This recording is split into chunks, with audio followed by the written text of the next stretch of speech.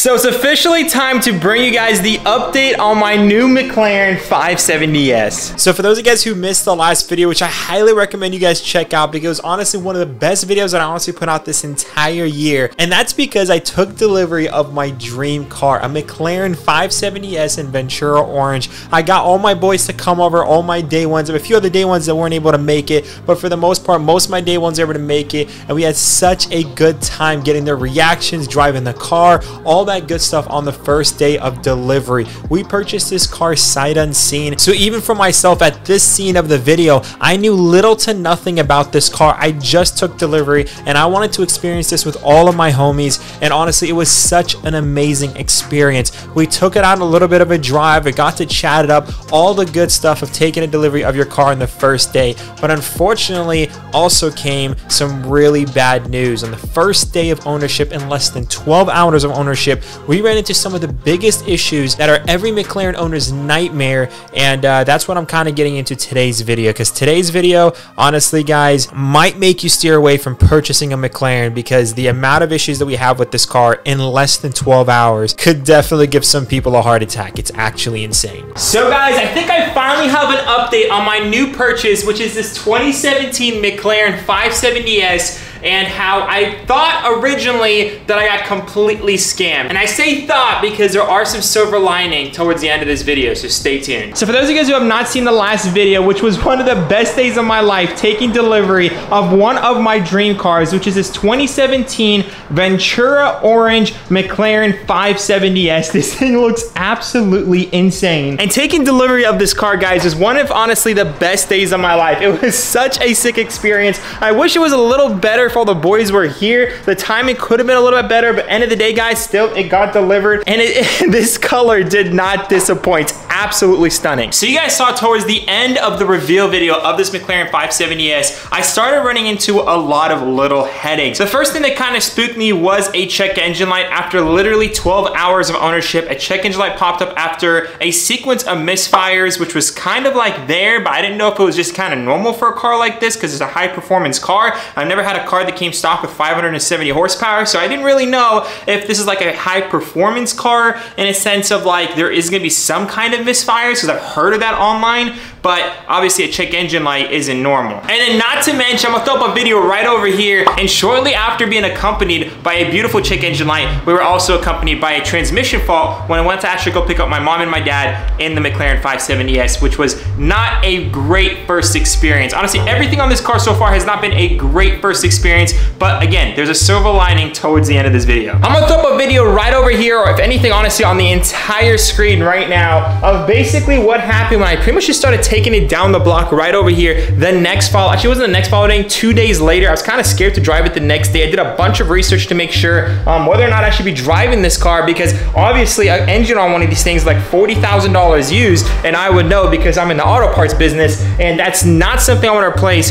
plus labor. So yeah, $40,000 for an engine. Transmission's actually not that bad on these cars, like $7 grand. I'm assuming that's because they're more bulletproof. I did do a lot of research on the transmission fault, and they're saying as long as it's running and driving fine, theoretically you can drive it. But again, take that with a grain of salt. That's at your own risk. You have no idea if there could be something minor wrong with it or majorly wrong with it. It's throwing a transmission fault, which means you should probably get it diagnosed. So for those of you guys who don't know, McLaren is not like many other supercars. Oh dear.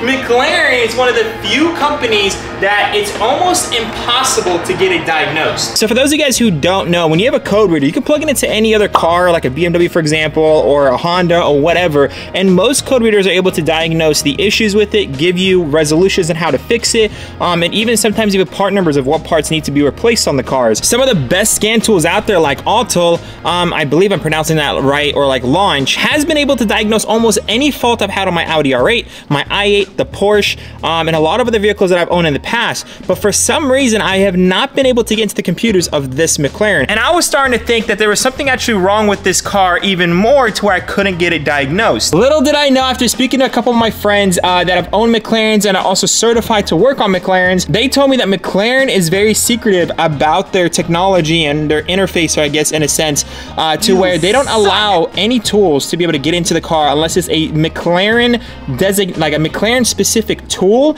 and they just launched a new update. It's like the version 2 or something like that, to where nobody really has their hands on it to spend $30,000 to just be able to get into this car, program things, and read things and faults on this kind of car. So as you guys can assume, when getting your first supercar and accompanied by a check engine light and a transmission light and not being able to diagnose it can definitely freak you out. And I was honestly not knowing what to do with this car. And that was honestly one of the reasons why I decided to buy a clean title, was to hopefully avoid and mitigate any issues on buying a McLaren, because I knew I wanted a McLaren. If I wanted an Audi R8 or if I wanted a Lamborghini, I would rather just buy that from auction because they don't really have much issues and a lot easier to diagnose. But I say if you're trying to get a McLaren or a Ferrari, they're a little more complicated to diagnose. They have a lot more electrical issues, especially McLarens. And I figured if I'm gonna go ahead and get one of those two cars, I wanna make sure it's a clean title. So if there is an issue, I can 100% rule out accident damage, if that makes sense. It's not because of wiring or anything like that, or my kind of repair. It's literally from the factory. So without telling you guys exactly just yet what my plans are to get this thing back on the road, let me go ahead and show you guys a few of the issues that came with this car when I first got it. Unfortunately, the backup camera that's on this car unfortunately also does not work. I bought this car particularly because it had the Bowers & Wilkins audio. I love it how it's like the little microphone thing on the top there. So as you guys can assume, I was dying to hear the audio on this car as soon as I got it, but unfortunately it would connect to my phone, but it will not play any sorts of audio. So the first thing I did, honestly guys, was ordering a McLaren trickle charger, because a lot of people told me online that a lot of the issues that you can have with McLarens has to do with the battery. So I ordered a trickle charger to make sure this thing is fully charged up before messing with anything, just to ensure that it's not a battery related issue. I guess it's kind of the first thing anyone should do when they have McLaren faults, is just make sure your battery is fully charged or your battery is good. I actually got some documents from the previous owner on this car. Shout out to him. He's actually another social media influencer. So I found his page by simply just putting the VIN number on Google, and I reached out to him. He was a super cool dude. He told me all the maintenance he did with this car, and honestly how unfortunate his ownership was with this car. And long story short, he got the battery replaced at McLaren for $6,000. It is a lithium battery they can only get from McLaren, and to program it to this car as well was a hefty amount, plus labor and everything like that. So $6,000 just recently replaced about 8 months ago on this car. And another thing on this car, which was kind of crazy, that the oil pump failed, which is kind of crazy on a newer car with not crazy mileage. The oil pump already failed on this car, which costed him another $6,000 at the dealership to replace. That kind of makes a little more sense than a battery. I mean, $6,000 for an oil pump doesn't sound terrible, especially for a car like this, but a battery for $6,000 is absolutely insane. So what exactly am I doing with the car now with all these minor and major issues? I mean, the last thing you want is a check engine light and a transmission light on a higher end car. That's literally the scariest things you can have with this car. And as you guys can see, I'm kind of calm, and I think it's because I've owned a BMW in the past, and it kind of prepared me to own something like this. I mean, I've learned with cars that there's always a scary way to look at it, and there's always a calmer way to look at things. If you take it straight to the dealership, you're gonna freak out. If you're gonna figure out ways to do it yourself, or at least mitigate some of the costs, it's not as scary as it seems. Even though, again, like I wasn't expecting any of these issues whatsoever when first owning the car. So I reached out to the dealership and I told them, hey, look, here is the check engine light. I have a bunch of faults, yada, yada, yada. They told me they'll get back to me. So in the meantime, while I was waiting to hear back from the dealership, I reached out to McLaren, got a quote, I gave them a call, kind of giving them kind of a little bit of information over the phone and said, what could possibly be? And they were telling me that it potentially could be a flywheel, because the flywheel on these cars, for those of you guys who don't know, which I'll throw up right here, which is kind of a warning for those of you guys who are buying McLarens, probably check and see if this has been replaced at one point, is the flywheel. The flywheel on these dual clutch transmissions are not like a single piece. They're actually built out of springs, which is kind of stupid. I don't know why. I've never seen that in any other car that I've ever dismantled at Natty Auto Parts. We've dismantled, you know, hundreds and hundreds of cars so far, and we have not ran into this on any BMW, or for example, the Audi R8, or the Porsche. I guess this could be specifically a McLaren thing. They decided to use springs that eventually gives out during the just normal wear and tear of the ownership of the vehicle. And once those springs kind of give out, it could scorch or really damage the transmission or the engine, or technically go through it and cause catastrophic, you know, mechanical failure. So long story short, that obviously scared me, and they were telling me at the mileage my car was currently at, it could be time to get it replaced, which was kind of crazy because again, it's not that crazy high mileage. So they were recommending me a flywheel job for a misfire, and they said, might as well, since we're in there, might as well do your spark plugs and ignition coils. I was like, you know what? Just send me the quote over, breakdown please, labor, parts. I'll look at it and I'll send it over to the dealership and see what exactly they want to do. And mind you guys, this is actually before I found out about the transmission fault. So this was the quote that I got from McLaren. And as you guys can see, $25,000 is a pretty scary bill to get, especially considering I put most of my money down on the down payment of this car, so my payments are a lot lower. So I just assumed there'll be no issues with the vehicle. So after I got that bill, obviously it spooked me. I sent it over to the dealership. It spooked them as well. And honestly, I'm not really trying to finesse the dealership, but I low-key kind of felt finesse in the situation. So I was like, hey, listen, so I can get another, you know, say in this, I get another quote from another reputable shop, which is SSR Performance. They went ahead and sent me some quotes over to see what they can do compared to McLaren. And they were honestly able to bring that price down, but still the parts from McLaren, for example, the coil packs on this car is $4,000. Not to mention the flywheel job, just the parts alone on that is $5,000. And again, that's not even the spark plugs, just another $1,000. So just in parts alone right there, we're already looking at $10,000 in just in parts to theoretically get this car back on the road. And that's just how the price is gonna be either way, if I went with SSR Performance or McLaren. Now, honestly guys, when I reached out to the dealership to see what they can exactly do to help me with this car, because I was low-key freaking out, actually no, high-key, very high-key freaking out. They pretty much told me that they're actually gonna send this information to the owner of the dealership and he'll be reaching back out to me. So a day goes by, the owner of the shop reaches out to me, was a very cool guy. I kind of explained to him the situation with the car. I kind of showed him all the proof that I had with the car, and thankfully, I mean, he was a pretty straight up guy. He told me, okay, take it down to SSR, get it diagnosed, you know, we can go from there. I was just kind of telling him like, hey, it could be this, it could be that. No matter what, the minimum repair bill is gonna be around $7,000 on this car, and it can go up to $25,000, and that's not even getting into the transmission or any of the other little things that happen with this car. Now, mind you guys, I honestly didn't think the dealership was gonna do anything, because most dealerships, they make you sign a paper, which again, I probably shouldn't have bought this thing sight unseen. They make you sign a document that says when you purchase this vehicle, it is sold to you as is. And most dealerships are gonna run with that, because at the end of the day, they don't wanna send you any money back after making a sale, because that's their profit margins. So the dealership of this car, again, the owner of this car was a super cool guy. I explained to him the situation. I explained to him that I can potentially get the price down if I order the parts myself, or if they order the parts and I can get the labor done with them and some of the other labor done with myself. I don't want them to spend a crazy amount of money to repair this car at McLaren, because obviously that's just gonna completely mess them up. At the same time, I just want my car back on the road. So we finally actually agreed on a settlement that I actually thought was kind of reasonable. So shout out to them for that. They did actually wire me the money the next day. Very cool guys. Again, the dealership of this car, they really did take care of me. They have over 100 exotics at their dealership. So I can only imagine that they don't really have time to actually be driving all these cars. They just kind of have them in a showroom. They get it on trade-in. They drive it around. It actually took me like a good probably 40, 50 miles to actually start seeing some of the issues with this car, and over 100 miles before the transmission fault actually came up. So basically, I'm not putting this on them. I'm just very happy that they took care of the situation on this car. If they didn't take care of it, I'd be in a serious financial pickle with this thing, and it wouldn't be driving anytime soon, which would be really stressing me out. So like I said, guys, the dealership did end up making things right, but at the end of the day, it's not gonna fix the car fast. So I had to go online and do a bunch of research to figure out how exactly am I gonna get the parts, and hopefully a cheaper cost to actually get the repairs done on my new McLaren 570S. So I pretty much just went on Google, searched up the part number on the spark plugs and the ignition coils. I actually couldn't find much on the spark plugs. There was one other seller on eBay. Instead of $1,000, I was able to find OEM ones for $300. So that definitely cut down our cost by $700 there, which was a huge plus. And then as well as the coil packs, which are kind of insane. For those of you guys who don't know, coil packs on a McLaren 570S, it came from a Nissan. So a lot of parts on a McLaren actually come from different cars, and your man found it on Google for just under $350 for all 8 of them, which is the exact same part number. It's Bosch. Apparently it's used on Nissan Sentras, I think, or Nissan Altimas. So yeah, the dealership is, McLaren just has a lot of pride in their parts. I'm not gonna lie to you guys, even though it's reused.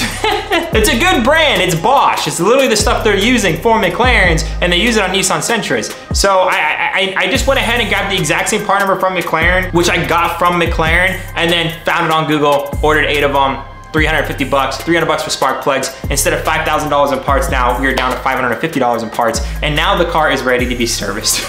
So yeah, owning a McLaren can be very scary, but if you do your research, you can honestly save a lot of money and actually own these cars for kind of affordably. And I say that because I have figured out everything else other than the transmission. So as soon as the parts get here, I'm taking this thing down to SSR Performance because I honestly really trust their shop. There's no other car I want to take my McLaren to, just because I know a lot of other shops, the way they work on cars, they don't actually care to protect the paint. They don't actually care about the interior. Every single thing on this car is worth a lot of money, and I've seen the way that SSR treats their customers, and I honestly just want to be a customer of theirs. I really do enjoy my experience when I go there to get my cars worked on, and they're just so professional at the end of the day, and at the same time, they're a pretty big name company, so when I get paperwork from them, the next owner can easily look them up and see how credible they are, which is honestly another big plus when owning a car like that, never thinking about selling it down the line. So I think we're gonna be able to sort out the misfiring issue, and hopefully while it's at SSR Performance, they can diagnose the transmission issue as well. Currently the car is driving perfectly normal, and it just has a transmission fault, so hopefully it's just something stupid. And then hopefully in today's video, we're actually gonna be sorting out the audio on this car. I love the way this thing looks. I just really wanna hear the audio in this car. I have not heard it since I got the car. So yeah, fingers crossed it starts working. I hope it's an amplifier.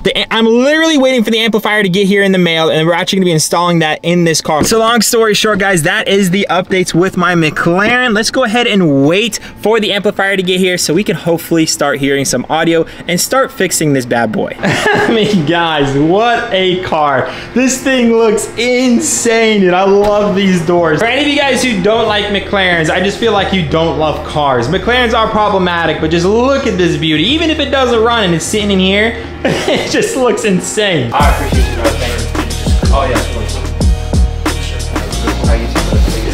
And what a perfect day to film this video, guys.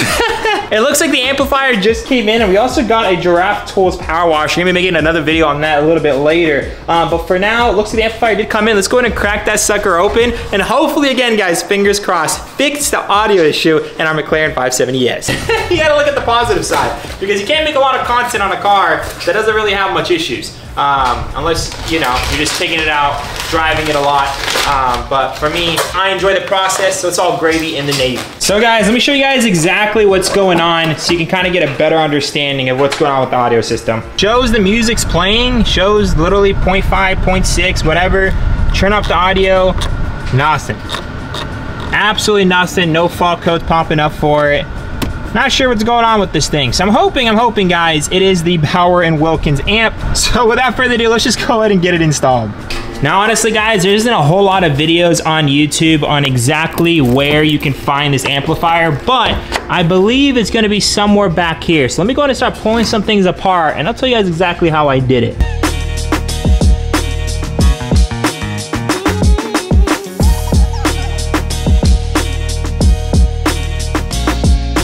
All right, guys, after removing all of these plastics and the whole partition on the other side, I finally got the amp exposed. It's honestly not that bad. It's pretty much just a bunch of like things you just pry on. I believe 6 bolts total, some 7 mils, some 8 mils, and that's about it. And here's the amp. So everything looks to be plugged in. I'm not seeing, wires don't seem like there's any corrosion. So, oh wow, there's actually some ground straps to this thing too.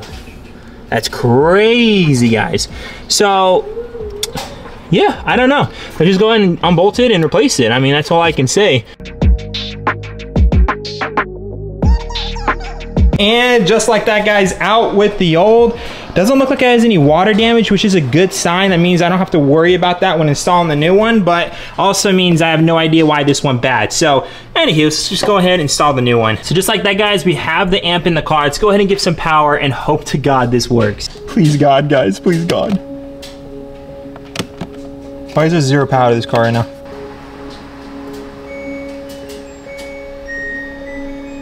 That's the laundry machine, guys, not the audio. Come on, please. It's connected to the car.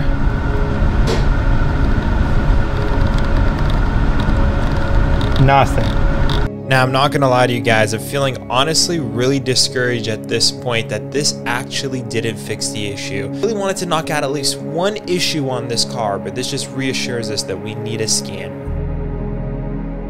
So guys, I don't think this is from the dealership, but I think this is from my previous ownership of the car. I went ahead and actually moved the side panels down here. I don't know if you guys can see this little area down over here, but this little area basically has 2 plugs that were unplugged on both sides. And long story short, plugged them both in. Now my driver and heater function on the driver's side work. Originally the AC worked, no heater.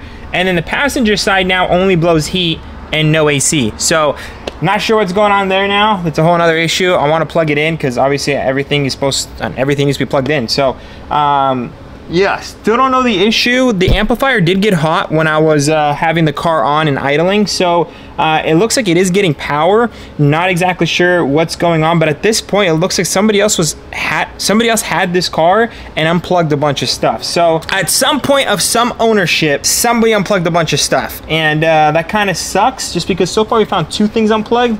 Let's see if we're gonna find anything else. I'm just gonna keep diving in, unplugging a bunch of stuff and just figuring out if everything's plugged in. Not something I wanna do on a brand new car, but gotta do what you gotta do. So this went from being my dream car to literally a crime scene in the matter of 1 week of ownership, because it looks like a lot of the previous owners tried to cut corners during the ownership of this car because of notorious McLaren cost of ownership. I'm gonna make it my goal, just like any N54, with all the headaches that these cars can possibly have. Once they're fully sorted, they are a true car enthusiast car to drive, and not to mention this car literally looks out of this world. So it is going to be our mission here on this channel to get this thing fully sorted and tuned and modified and something to truly enjoy. I'll be seeing you guys once we're at SSR getting this thing sorted.